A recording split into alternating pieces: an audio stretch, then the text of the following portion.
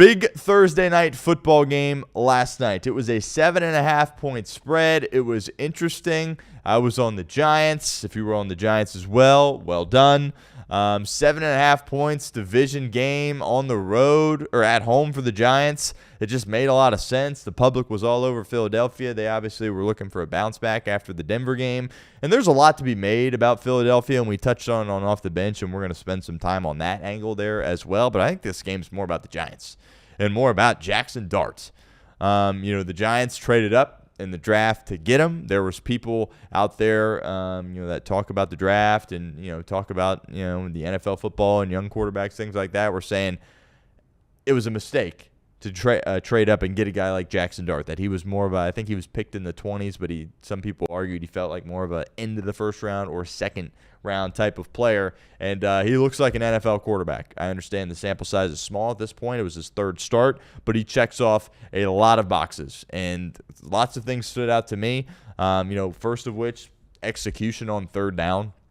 It's the money down in the game of football. Everybody understands that. Joe Burrow, part of the reason he is so excellent is because he's so good on third down. Well, Jaxson Dart was miraculous last night on third down. At one point in the game, they were 8 for 10. That's just winning football. And that first drive, things were out of sync. They had the false start, and it was kind of choppy. And then he throws it up to little Jordan Humphrey in a spot where only his player can get it. They make the catch. Next thing you know, a couple plays later, he runs it in for a score, and the Giants simply did not look back from that point on. All right, people talk about the swagger and the moxie that he has, and I think those things are very important in a quarterback, but at the end of the day, that doesn't make him a really good quarterback. It's fun to watch, and it's exciting, and it might make you want to cheer for him a little bit more, but that doesn't make him an elite quarterback. But the energy around him, right? Herbstreit alluded to this on the broadcast. At that position, if there was a guy that can offer hope, it could change the total trajectory of an entire franchise, an entire organization, an entire fan base, and an entire city once you have that. And Jaxson Dart has that it factor that everybody talks about, where it's like can't really put your finger on it or explain it or know exactly what it means.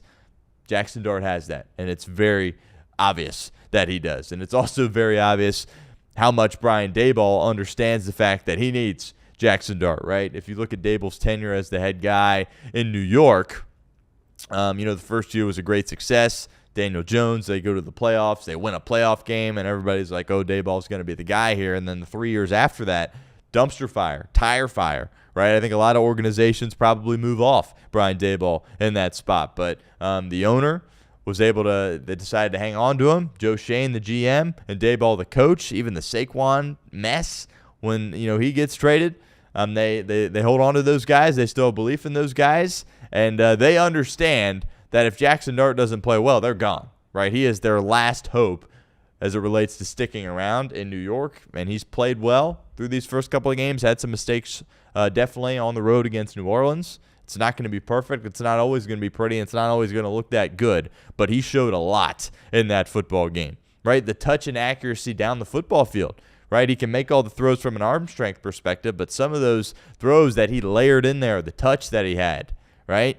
We all watch Joe Burrow here in this town. I'm not going to say he's Joe Burrow. He certainly isn't, but I'm just saying some of the touch throws that you need to have in the NFL, that Mahomes makes, that Burrow makes, that the best quarterbacks in the game. Brady made him obviously better than anybody. Peyton Manning as well, and he was doing that with those touch throws. The one to the end zone where it was PI, I believe it was on Ringo in the end zone. It wasn't caught, obviously. It was PI. Was it a borderline PI call? Maybe.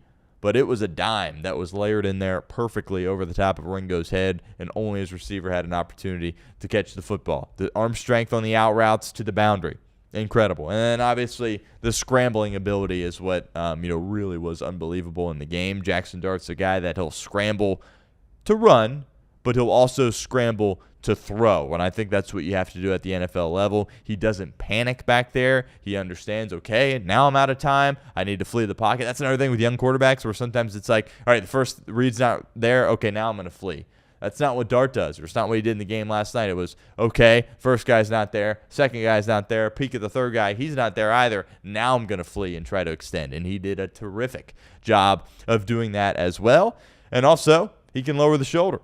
Right, he can get after it. Now, he needs to do a better job of not being so reckless because, The quarterback position, some of the decisions that he made running the football is just reckless, and that he has a reckless nature, and he's got to, figure that out. He was down on the football field. If you watched the game last night, for a point in that game, he was down. He was in the blue tent. I've never, by the way, seen kind of a situation like that transpire when a guy goes down. The head coach is running over there checking on him, right? He understands, as I mentioned earlier, that his fate with his organization is directly tied to Jaxson Dart, and he knew that he needed him out there in order to finish off that game, despite the fact they had a lead at that point. You saw Scadaboo, who we'll talk about in a second, the running back, coming over to check on him there as well. And you could kind of, hear a pin drop in that stadium, at least off the television broadcast, when he was down. And, that's a big hit that he took. He took some big hits running the football. They call it a quarterback power after that. And it's like, what are you doing, Dayball? Like, you're just going to run him after that? That was kind of a head-scratching call for me. But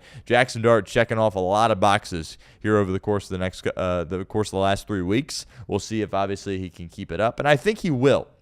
And one more thing about Jaxson Dart, and we mentioned this on the show last week, was, Dayball, look, it's tough in New York. Has he made some bad decisions? Yes. Has he gotten some unlucky breaks with personnel? Yes. But he's a football guy, right? He's been around Saban. He's been around Belichick. He knows the game, and I think he can still be a head coach in the National Football League. But I think he made a mistake by not starting him in week 1. And we kind of talked about this earlier in the week, about the debate of, play a rookie guy right away. You're seeing it more and more these days. Or do you let him sit? They didn't really do either, because they let him sit for, 3 weeks? Like, what benefit did he get out of doing that? There wasn't one, really, in my opinion. So if you were only going to sit him for a few weeks, and if you knew, which Dayball did, that his job was directly tied to Jaxson Dart, I think he should have started him in week 1, and maybe they have another win or two at this point if he had done that. So that was a bit of a head-scratching decision for me. And this is a guy that played a ton of football. Sometimes you get guys that are drafted where it's like, they were only in college for 3 years, and they didn't play a ton of games, or they didn't play in a big-time conference.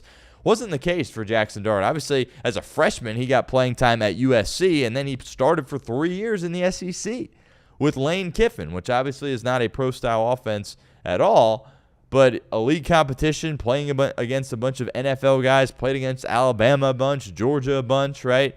He was ready. If somebody was going to be ready to come in and play right away, it would be a guy like Jaxson Dart, who had played a ton of collegiate football in a big-time conference. So I think the one mistake Dayball made was that, he should have been in there and been the guy week 1. Maybe they had promises and assurances to Russell when they signed him. That's all fair if that's the case.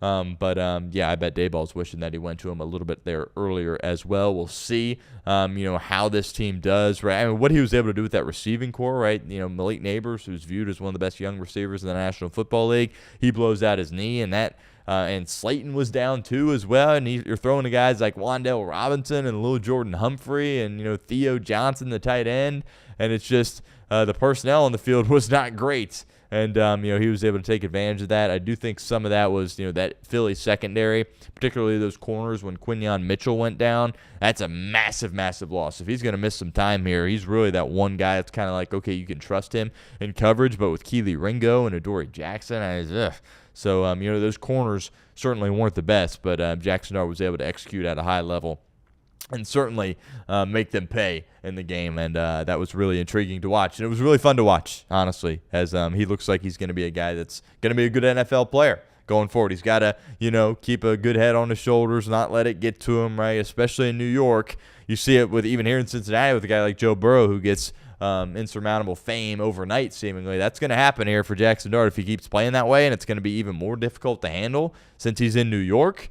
We'll see if he's equipped to handle it, but he's checking a lot of boxes, and he certainly looks like a great decision by Joe Schoen and Brian Dayball. Now, Cam Scadaboo, the running back who they took in the 4th round, he kind of had an unbelievable run in the college football playoff last year for Arizona State. Had a great run throughout the entirety of the season for Dillingham and those boys at Arizona State last year. He was drafted in the 4th round. I'll do a little hand-up accountability here. I didn't think he was going to be a great NFL running back or a good NFL running back. I thought he was going to be maybe like a goal line guy or a 3rd down guy. And I thought it was a bit of a reach, honestly, to take him in the 4th round. But he appears to be really, really good as well. Did have the critical fumble in the game last week against the Saints, but they're rolling with him as their running back 1. I think Tyrone Tracy is a guy that got a lot of buzz, and it was going to be he was the 1A, and then maybe he gives Scadaboo a chance. But Scadaboo's RB1 on that team. He's a physical dude.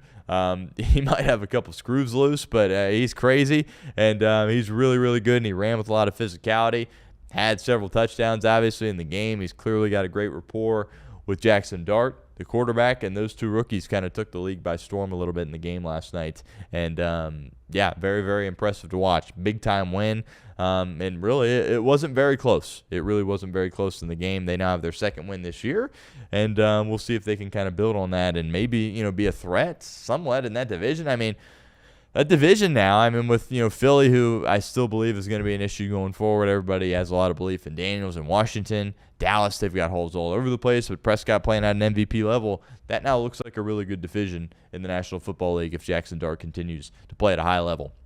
Really quickly, before we move on to our college football preview, do want to look at the other side of that. Philadelphia, that was supposed to be their get-right game on a short week to kind of, calm everybody down in Philadelphia. Obviously, that did not end up happening. A brutal sports today in Philadelphia, by the way, yesterday with losing in extra innings to the Dodgers, the manner in which they did. If you didn't see the clip yet, certainly encourage you to check it out. Feel awful for Kirk Herring, the pitcher, that he was kind of in a tough spot there. It was a tough play to make, and then his body wasn't really angled properly towards first. Definitely should have thrown it to first. Went to home, was a terrible throw. Would have been late, but then the guy misses the plate. So a lot to unpack there. We won't spend much time on that today, but it's certainly a rough day for Philadelphia sports fans yesterday. Hurts, I thought, was fine in the game, right? He hadn't thrown an interception in Lord knows how long. He threw one last night. It wasn't good, and that kind of sealed the game, really, for the Giants. But I thought they did a good job moving the ball down the football field. They've been viewed as a team that can only run the football, and, Hurts, I thought, played well in the game besides that pick. People say there's limitations with what he could do throwing the football, and then he can't throw it in between the numbers maybe.